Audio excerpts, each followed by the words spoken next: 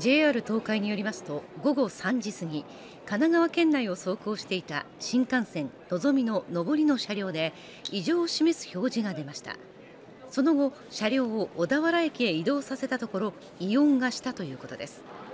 車両点検を行った影響で、上り線は全線、下り線も一部で運転を見合わせ、先ほど上下線とも運転を再開しました。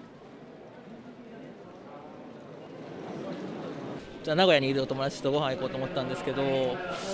ちょっともう延期しないとあかんなみたいな。JR 東海は原因を調査しています。